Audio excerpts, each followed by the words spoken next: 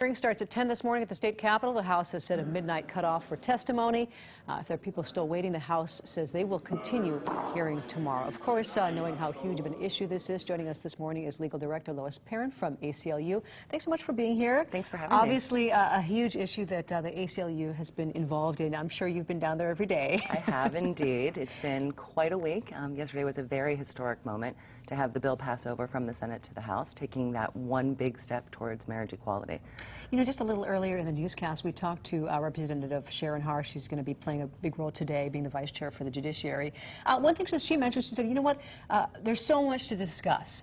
Do we have enough time in this special session to go over everything we need to go over, or should we move beyond that? Well, a couple of points to that. One is this is not a new issue here in Hawaii. We have been having this debate for 20 years, with the Bear v. Lewin decision being issued in 1993. All of the arguments are out there. They've been out there for 20 years. The other thing is, with regard to a special session, we've actually had almost 10 weeks to look at proposed language. That would never happen during a regular session. During a regular session, at best, you have 5.5 weeks while the legislature considers thousands of bills. We've had 10 weeks to look at one.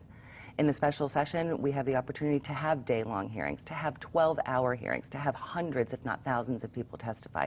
We have more time now to consider the issue, to have a full and robust debate. You know, one thing to consider, though, is that you do have different leadership in some of the legislative bodies. You do have some different lawmakers who have different perspectives. There's been, past couple of days, a lot of debate within the parties themselves. And I think that probably plays into the dynamic of how we discuss this today as opposed to several years ago. I think that's true, except again, because the tide has changed, because attitudes are changing not just in Hawaii but around the nation. As we've seen, there are 14 states plus the District of Columbia that recognize marriage equality. Hawaii is poised to be the 15th state, and we're very excited about that.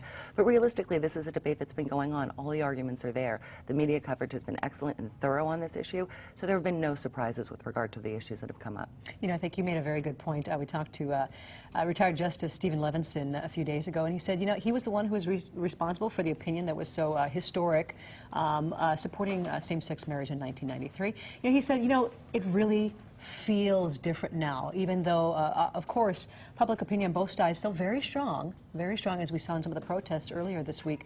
But he says he just feels like himself, the mood in general is different because of people's perspectives today. I think that's right, especially when you see that we're at 14 states plus D.C. on the mainland. There are other states that are in play now, including Hawaii, to become the 15th state, 16th state, etc. I think we're going to continue to see a big momentum shift over to people who are going to support freedom to marry for all. It's an equal rights issue, plain and simple. Well, the debate continues today. Going to be a very long day, and I would imagine you're going to be down there again, so thank you so much You're very welcome for joining us this morning. Thank you.